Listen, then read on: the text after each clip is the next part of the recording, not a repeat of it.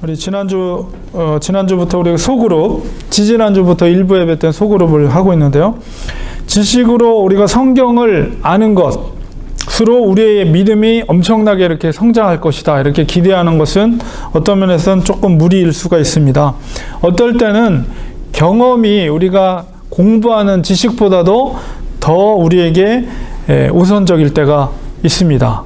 예를 들면은 아이들에게 뜨거운 후라이팬을 보여주면서 절대 만지지 마라. 저거 만지면 진짜 손 뜨겁고 손을 대기도 한다. 그러면 애들이 긴가민가해요. 그리고 뜨거운 것이 뭔지 전혀 모를 때는 그게 뭔지 큰일 난다고 얘기를 해도 잘 모르다가 정작 자기가 살짝 대보고 소스라치면서 아, 뜨거운 게 이거구나. 그러면서 그때서 비로소 한번 아무리 강조해서 얘기하는 것보다도 한번 뜨거운 맛을 봐야지 경험을 통해서 야, 뜨거운 것이란 건 정말 이거 위험한 거구나. 이제 그것을 아이들이 깨닫게 되죠. 우리의 인생에 있어서도 그런 뜨거운 경험 혹은 고통스러운 체험 중에 하나가 바로 이 고립이라는 것입니다. 고립. 오늘 제목이 이제 말씀의 고립의 축복이라는 제목으로 말씀을 전하는데, 사람은 누구에게나 이 고립의 시간을 갖게 되는데요.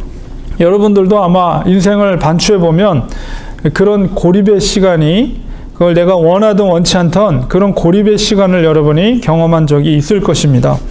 이 고립이라는 것이 무엇입니까? 이 고립이라는 것은 단절되는 거예요. 그래서 다른 사람들과의 관계가 어떤 이유에서건 단절이 되고요. 그 다음에 어떤 이유에서는 또는 다른 사람이 나를 외면해요. 그래서 외면을 당하거나 그래서 혼자가 되는 것을 우리가 고립이라고 합니다. 고립의 시간은 사실 고통스럽죠. 힘들고. 근데 큰 고통은 가장 큰 이 고립의 고통 중에서 가장 큰 것은 사람들의 기억으로부터 나의 존재가 잊혀져 간다는 거예요.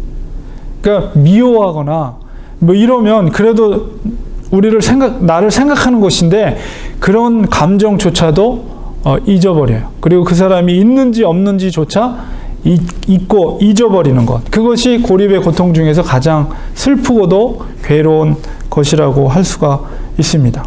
그런데 이 고립의 시간은 고통의 시간이긴 하지만은 우리가 그 시간을 어떻게 맞이하고 보내느냐에 따라서 축복이 될 수 있다는 것입니다. 그 대표적인 경우가 오늘 읽은 말씀 속에 나오는 요셉이라는 사람을 통해서 우리가 알 수 있는데요. 요셉은 그의 인생을 통해서, 우리 창세기를 통해서 읽어보면 3번의 큰 고립의 시간을 보냈습니다. 오늘 요셉을 통해서 우리에게 또 역시 경험되었지만 앞으로도 우리에게 닥쳐올 수 있는, 아니면 현재도 경험되고 있는 이 고립의 시간을 어떻게 맞이하고 어떻게 지낼 때 과연 그것이 축복의 시간이 될 수 있는가, 이런 것을 요셉의 삶을 통해서 우리가 은혜를 받으려고 합니다. 우리가 여러분이 요셉이라는 사람을 잘 알고 있지만은 요셉의 일생 가운데 그의 어린 시절을 생각해 보면 그는 사실은 말쟁이였어요. 말을 너무 잘해. 상대방이 어떻게 생각하든 자기가 하고 싶은 말을 막 해버려요. 그래서 여러분이 요셉의 이야기를, 성경을 잘 창세기를 읽어보면 요셉이 어렸을 때 어떤 일을 했냐면, 형들이 뭔가 잘못하고 실수를 하면 그것을 아버지한테 쪼르르 가가지고 그것을 고자질해. 형이 이런 잘못했습니다. 이런 얘기를 하거나, 아니면은 어릴 때부터 요셉은 꿈을 꿨죠. 그래서 볕단이, 아버지 볕단, 형제 볕단이 자기 볕단을 향해서 절을 하고, 또 별들이 있는데, 달과 별이 있는데 그건 부모님이죠. 그리고 다른 별들은 형제 별들인데 자기를 향해서 이렇게 절을 하는 그런 꿈을 꿨어요. 그것을 상대방이 들을 때 어떤 마음이 생길 때 어떤 감정이 있을지에 대해서 생각하지도 않고 자기가 그것을 꿈을 자랑해요. 형제들한테 얘기하고 부모한테 얘기하고. 그러니 그 얘기를 들으면 부모나 형제들이 그 기분이 좋겠어요? 응? 자기가 뭔데 자기를 향해서 절을 한다고 얘기할 수 있겠는가, 그런 생각을 할 것입니다. 그래서 이 요셉은 어릴 때부터 말을 함부로 하는 사람이었어요. 근데 오늘 읽은 말씀은 이제 24년여 시간이 지나고 형제들과 채어진 지 24년여 시간 만에 형제들을 만나서 하는 이야기거든요. 근데 얼마나 요셉이 지혜롭게 그 형제들에게 말을 절제하면서 말을 하는지 몰라. 처음에는 이 요셉이 형제들을 알아봤죠. 근데 형제들은 차마 요셉이라고 애굽의 총리가 요셉이라고는 상상도 못한 일이잖아요. 그러나 요셉은 한눈에 24년 전에 헤어진 형이지만 한눈에 알아봤어요. 근데 처음서부터 그렇게 말 많던 요셉이지만 절대로 아는 척을 하지 않았어요. 함부로 말을 하지 않았어요. 절제하고 참고 얼마나 지혜롭게 오늘 말씀을 하는지 모릅니다. 뒤에서 살펴보겠지만 그렇게 변화된 요셉의 모습을 보게 되는데요. 그 시간 동안에 어떤 일이 있었기에 그가 변화됐는가? 그것은 바로 고립의 시간을 통해서 요셉이 변화된 거예요. 그 고립의 시간은 바로 그를 변화시키는 시간이었다. 아주 성숙하게 변화시키는 시간이었다는 것을 보게 됩니다. 그래서 이 요셉은 3번에 걸쳐서 고립의 시간을 보냈는데 첫 번째는 뭐냐면 형들로부터 버림을 받았죠. 어렸을 때 10대 때 형들의 미움을 받아서 그 아무것도 없는 건조한 우물에 이제 거기에다가 떨어뜨려졌어요. 완전히 고립이죠. 그리고 미디안 상인에 의해서 은 20전에 팔아버렸어요, 형들이. 그래서 이집트의 노예로 팔려가게 되는 얼마나 고립의 시간입니까? 사랑하는 부모님, 아버님, 자기의 친동생 베냐민, 그리고 형들로부터 배신을 당해서 자기가 노예 신분으로 팔려갈 때 그 고립이라는 것은 요셉에게 있어서는 굉장히 고통스러운 시간이었을 거예요. 두 번째 고립은 뭐냐면 보디발의 집에서 은혜를 입었지만은 그 아내의 누명으로 인해서 자기가 감옥에 갇히게 됐어요. 그것도 역시 두 번째 가장 큰 고립 중에 하나죠. 세 번째 고립은 뭐냐면 그 술 관원장, 높은 지위에 있었던 그 관원장의 꿈을 해석해주고 그가 풀려나게 되죠. 그것으로 인해서. 그런데 그가 복직이 되면 자기를 구해주겠다고 약속을 저버리고 2년 동안 아무 연락도 오지 않았어요. 그것은 고립이에요. 얼마나 실망감이 컸겠어요. 그 감옥 속에서. 그런 고립의 시간을 지나면서 특별히 마지막에 보면 제가 말씀드린 것처럼 잊혀진다는 거. 창세기 40장 23절에 보면 술 맡은 관원장이 요셉을 기억하지 못하고 그를 잊었더라. 그런 표현을 통해서 그가 잊혀지는 존재가 되었을 때 얼마나 고통의 시간을 보냈겠습니까? 요셉이. 그 긴 시간을 10여 년, 20여 년 동안의 긴 시간을 고립의 시간을 보냈습니다. 우리에게 그 고립의 시간이 찾아올 수 있는데요. 왜 그렇다면 우리에게 그런 고립이 찾아오는가라고 했을 때 몇 가지 이유가 있어요. 우리에게 고립이 찾아오는 몇 가지 이유는 첫째는 뭐냐면 나의 죄로 인한 결과일 수 있다는 것이죠. 말씀을 보면 베드로전서 2장 20절에 보면 죄가 있어 매를 맞고 참으면 무슨 칭찬이 있으리요. 우리 그리스도인들에게서 참는 덕목이라는 게 굉장히 중요해요. 그러나 나의 죄로 인해서 이 고립이 올 수 있다는 거예요. 그것으로 해서 참으면 무슨 칭찬이 있으리요. 그러나 선을 행함으로 고난을 받고 참으면 이는 하나님 앞에 아름다우니라. 그러니까 이 고립이 때로는 나의 죄로, 나의 잘못으로 인해 찾아올 수 있다는 거예요. 내가 죄가 드러나게 되면 일단 죄가 드러나면 고립이 됩니다. 사람들이 나를 외면해요. 그리고 내 자신도 사람들을 만나는 것을 꺼리게 됩니다. 스스로가 고립이 되죠. 죄의 결과로 고립이 될 수 있다는 것이죠. 두 번째는 뭐냐면 하나님의 연단의 과정일 수가 있습니다. 하나님께서는 하나님의 사람들을 고립의 시간을 통해서 연단하세요. 그래서 모세가 그랬죠. 그리고 오늘 등장하는 요셉, 다니엘, 예레미야, 이사야, 신약시대는 베드로도 그랬고 또 바울도 역시 마찬가지. 그 고립의 시간을 통해서 하나님은 다루십니다. 그러니까 하나님의 사람들은 절대 완전한 사람을 부르는 게 아니에요. 모난 사람, 뭔가 부족한 사람, 뭔가 문제가 있는 사람을 하나님은 부르세요. 그리고 그 사람을 다루세요. 그런 고립을 통해서, 때로는 고립을 통해서, 고난을 통해서 하나님의 사람을 다루십니다. 그래서 그 고립의 시간은 연단의 과정. 모난 부분을 그걸 깎아내리고 잘못된 것을 고치시고 뭔가 부족한 것을 채우시고 이런 시간이 바로 이 고립의 시간이라는 거죠. 우리가 모세를 보세요. 모세가 40년 동안은 왕궁에 살았지만은 또 40년 동안은 광야에서 살았어요. 여러분 우리가 생각해 보세요. 광야 생활을 할 때 그가 왕궁에서 살았기 때문에 무슨 양을 쳤겠어요? 목자로서의 역할을 했겠어요? 전혀 낯설은 곳에서 낯선 일을 할 때 그가 마음속에 들었던 생각이 어떤 생각이 들겠어요? 야, 내가 왕년의 왕자로서 그 애굽의 왕자로서 그 놀라운 그런 환경 속에서 살았는데 내가 어쩌다 이렇게 됐나? 처음에는 아마 그런 생각을 했을 거예요. 광야 생활을 하면서. 그러나 그 시간이 1년, 2년, 3년, 4년, 40년이 지나면서 그런 생각들은 다 내려놓고 겸손하며 겸손하게 낮아질 대로 낮아진, 그래서 좀 불과 같은 성격이 정말 온 지면에 그 온유함이 승했다라는 표현처럼 그런 40년의 고립의 시간을 통해서 하나님은 모세를 다루신 거죠. 그래서 80세가 되었을 때 그때서 콜링을 하시고 이제 하나님의 준비된 때에 그를 출애굽하는 지도자로서 그를 하나님이 세우신 거예요. 이런 고립의 시간을 하나님은 연단의 과정을 통해서 우리에게 고립의 시간을 줄 수도 있고요. 세 번째는 사탄의 공격일 수 있습니다. 사탄은 때로 고립을 통해서 핍박을 하고 죄의 길로 가도록 합니다. 제가 지난번에 존 파이퍼 목사님이 우는 사자와 같이 사탄은 삼킬 자를 찾는다는 말씀을 통해서 그 삼킨다라고 했을 때 삼킨 자는 믿는 자의 믿음을 삼키는 거예요. 그래서 고립의 시간을 통해서 그 성도의 믿음을 갉아먹으려고 그래요. 그러니까 고립은 때로는 사탄이 공격일 수 있다는 것이죠. 고립의 시간에 하나님에 대한 원망과 불평을 하게 된다면 그것이 바로 사탄이 노리는 공격이라는 거예요. 믿음을 갉아먹는 거예요. 그래서 이렇게 세 가지 경우로 고립의 시간을 줄 수 있습니다. 요셉의 경우는 철저히 연단의 과정이라고 우리가 볼 수가 있어요.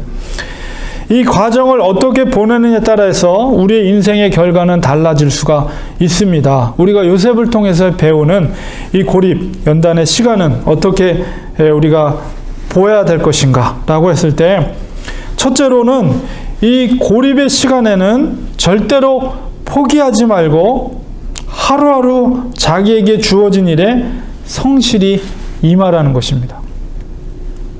요셉은 비록 노예 신분이었지만 보디발의 집에서 자기에게 주어진 일에 정말 최선을 다했습니다. 물론 그가 형통케 된 것은 하나님께서 그와 함께 하셨기 때문에 형통케 하셨지만, 그러나 이 보디발이 이 요셉에게 집의 모든 소유를 다 손에 맡겼다 이런 말을 하거든요. 창세기 39장 4절에 보면 요셉이 그의 주인에게 은혜를 입어 섬김에 그가 요셉을 가정 총무로 삼고 자기의 소유를 다 그의 손에 위탁했다. 여러분, 물론 하나님이 함께 하셨지만은 요셉의 손에 가정 총무로서 그의 모든 것을 맡겼다는 것은 그만큼 그가 성실하게 그 역할을 감당했고 주어진 일을 최선을 다해서 자기가 그것을 습득했다는 거예요. 요셉이 그가 성실하게 그 애굽에서 살면서 처음에 뭐부터 했겠습니까? 이집트 말을 배웠겠죠. 언어를 습득했을 거예요. 자기 밑에 사람들을 부리거나 혹은 주인의 말을 알아듣기 위해서는 이집트 말을 배웠겠죠. 열심히 자기가 언어를 습득하고 그 다음에 청소하는 것부터 집안의 모든 일을 하는 것에 있어서 성실함과 최선을 다하는 모습을 통해서 자기가 그 기술을 연마하고 그 다음에 집안에 있는 모든 재무 관리를 배우는 일들을 했어요. 하나님은 그것을 다루심으로 나라를 맡기기 위한 준비 과정은 기초부터 바닥부터 그것을 준비시키는데 요셉은 그것에 최선을 다했다는 거예요. 얼마나 이 고립의 시간 속에서 원망과 불평과 그런 것을 할 수 있는 시간이었지만 요셉은 포기하지 않고 자기의 주어진 일에 최선을 다했다는 거예요. 그래서 주인이 그에게 모든 것을 맡겼던 것이죠. 그것은 하나님의 다루심의 과정이에요. 그러므로 이 고립의 시간이 우리에게 닥쳐왔을 때 우리는 요셉의 이런 태도를 본받아야 됩니다. 고립의 시간이 고통의 시간이 아니라 바로 나를 연단하는 축복의 시간으로 변화시키기 위해서는 하루하루에 최선을 다해요. 쉬운 일이 아니죠. 고립의 시간, 고통의 시간. 사람들이 나를 외면하는 그 시간에 내가 하루하루 주어진 일에 충성을 다하고 최선을 다하는 것은 쉬운 일은 아니지만, 그러나 우리가 그 시간을 극복할 수 있는 방법은 바로 요셉이 이렇게 성실히 행했던, 임했던 그의 모습을 본받는 것입니다. 두 번째는 뭐냐면 고립의 시간 속에서도 하나님을 인정하는 것입니다. 39장 9절에 보면 이 보디발의 아내가 요셉을 유혹을 합니다. 그때 요셉이 이런 말을 하죠. 이 집에는 나보다 큰 이가 없으며 주인이 아무것도 내게 금하지 아니하였어도 금한 것은 당신뿐이니 당신은 그의 아내임이라. 그런즉 내가 어찌 이 큰 악을 행하여 하나님께 죄를 지으리까. 이 고립의 시간 속에서 사탄이 노리는 것은 원망과 불평이에요. 그러나 오히려 그 시간에 하나님을 인정하는 거예요. 하나님을 믿는 거예요. 끝까지 신뢰하는 거예요. 이 요셉의 태도는 무엇입니까? 당신을 범하는 것은 먼저 보디발에게 범하는 것, 죄를 범하는 것이 아니라 바로 살아계신 하나님 앞에 큰 죄악을 행하는 것이다 라고 고백하고 있어요. 이것은 그만큼 그가 하나님 존존 의식을 가졌다는 거예요.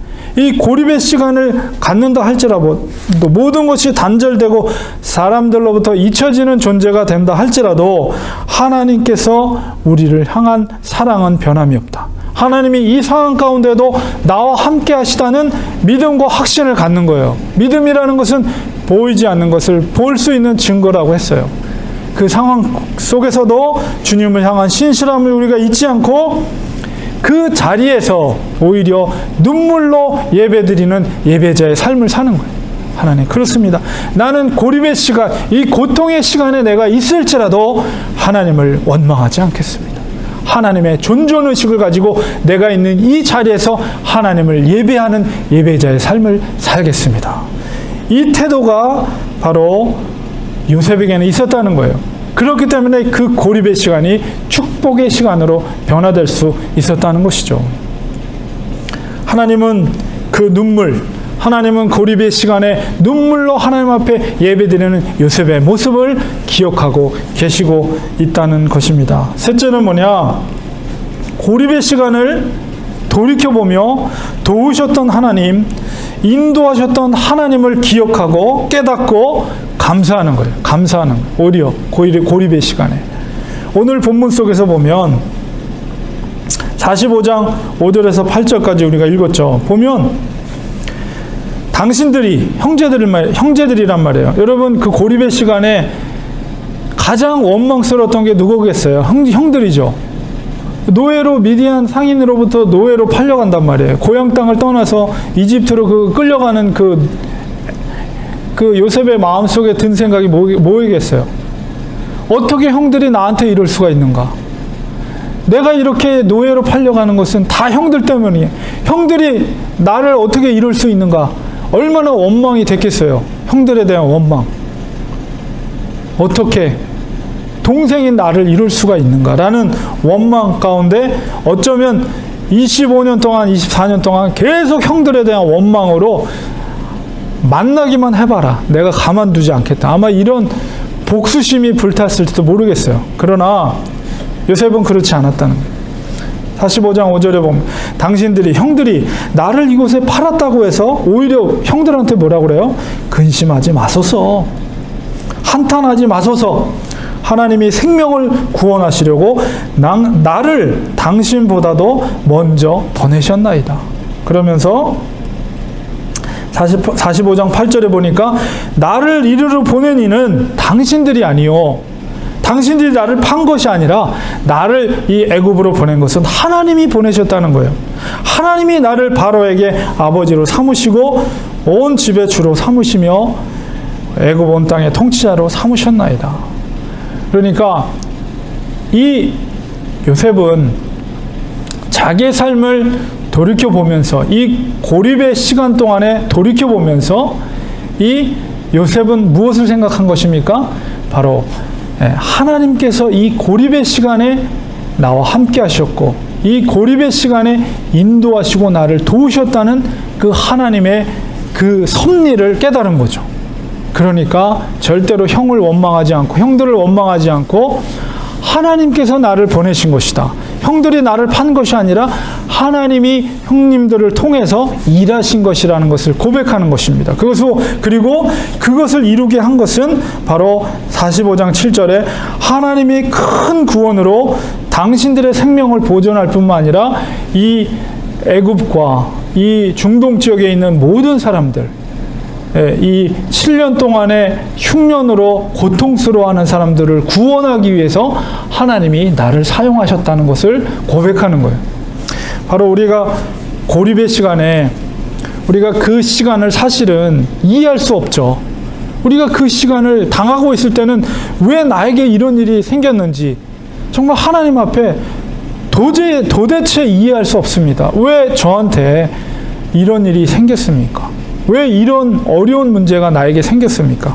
이렇게 생각되어지더라도 그것을 묵묵히 하루하루 견디면서 그 시간을 견뎌냈을 때 이제 어느 순간에 어느 때가 됐을 때 돌이켜보면 그때 아하 할 포인트가 있다는 거예요. 하나님이 왜 우리에게 이 고립의 시간, 고통의 시간을 주셨는지를 깨닫는 그날이 그 시간이 있다는 거죠. 그것을 깨닫고 오히려 하나님을 신실하게 믿고 감사하는 태도를 갖는 것. 그것이 바로 고립의 축복을 허락해 주신다는 것입니다. 결론을 맺겠습니다. 우리의 인생 가운데 경험되어진 고립은 우리에게 어떤 의미가 있었는가? 다시 한번 우리 자신을 돌아볼 필요가 있습니다. 고립의 시간을 경험했거나 혹은 그 시간을 지금 보내고 있거나 앞으로 어떤 상황 가운데 있더라도 우리는 함께 주님이 함께 하심을 우리가 믿음으로 인정해야 합니다. 고립의 장소에 머물러 있더라도 머문 그곳에서 하나님을 신실하게 믿고 하나님을 예배하는 예배자가 되어야 됩니다. 고립이 더 이상 원망이나 불평이 아니라 오히려 감사의 고백이 되어야 합니다. 우리가 신약 서신서 중에 빌립보서는 기쁨의 서신이죠. 이 사도 바울이 감옥에 있을 때 성도들을 빌립보 교회 성도들을 향해서 뭐라고 했습니까? 항상 기뻐하라. 빌립보서 2장 17절 보면 만일 너희의 믿음의 재물과 섬김 위에 내가 나를 전제로 드릴지라도 내가 제물로 드릴지라도 나는 기뻐하고 너희 무리와 함께 기뻐하리라. 이런 고백을 해요. 감옥 속에 있는 사도 바울의 고백입니다. 그리고 빌립보서 4장 4절에 주 안에서 항상 기뻐하라. 내가 다시 말하노니 기뻐하라. 이런 말을 합니다. 우리에게 고립의 시간이 있다 할지라도 사도 바울의 마음속에 뭐가 있었던 거예요? 항상 함께 하시는 주님이 그 감옥 속에 있는 사도 바울의 마음속에 기쁨이 충만함으로 베풀어 주셨다는 것입니다. 우리들도 역시 마찬가지예요. 고립의 시간 속에 있을지라도 믿음의 눈으로, 믿음은 바라는 것들의 실상, 보지 못하는 것들의 증거라고 했습니다. 믿음의 눈으로 우리와 함께 하시는 하나님을 보는 거죠. 그리고 이 고립의 시간을 지금 나는 이해할 수는 없지만 그러나 언젠가 반드시 하나님께서 나에게 왜 이 고립의 시간을 허락하셨는지를 깨닫는 그것을 믿음의 눈을 보면서 오히려 하나님 앞에 감사를 올려드리는 거예요. 감사의 예배를 올려드리는 거예요. 그것이 바로 고립의 축복이죠. 고립을 이기신 예수 그리스도를 우리는 바라봐야 됩니다. 히브리서 12장 2절 3절에 믿음의 주여 또 온전케 하신 이인 예수를 바라보자. 저는 그 앞에 있는 즐거움을 위하여 그 너머에 있는 즐거움을 위하여 십자가를 참으사 부끄러움을 개의치 아니하시더니 하나님 보좌 우편에 앉으셨느니라. 너희가 피곤하여 낙심치 않기 위하여 죄인들의 이같이 자기에게 거역한 일을 참으신 자를 생각하라. 그게 누구십니까? 바로 예수 그리스도예요. 예수 그리스도의 철저히 고립이 바로 십자가 사건이라는 거예요. 그 십자가 사건을 예수님이 어떻게 참으셨어요? 그 너머에 계신 그 즐거움, 그 앞에 있는 즐거움, 하나님의 구원의 기쁨, 성도들의 구원의 기쁨을 보시면서 그 십자가, 철저히 고립된 십자가를 참으신 그 예수 그리스도를 바라보라는 거예요. 고립을 축복으로 인정할 수 있는 믿음을 가지시기 바랍니다. 믿음의 삶은 끝까지 인내하고 견디는 것입니다. 울며 씨를 뿌리는 것입니다. 눈물로 씨를 뿌리는 자는 반드시 기쁨으로 단을 거두게 되어 있습니다. 그리스도인에게 있어서 고립은 하나님의 다루심과 연단의 과정이라고 믿는다면 우리는 오히려 주님께 고백할 수 있습니다. 그렇습니다. 고립의 과정, 고립의 고통으로 나를 다듬어 주시옵소서. 주님의 선한 도구로 쓰임받을 수 있도록 더 다루시고 빚어 주시옵소서. 이런 고백을 통해서 다뤄주심에 감사하고 그런 그 고백 속에서, 감사의 고백 속에서 정말 믿음의 성도들 되시기를 간절히 축원드립니다. 기도하겠습니다.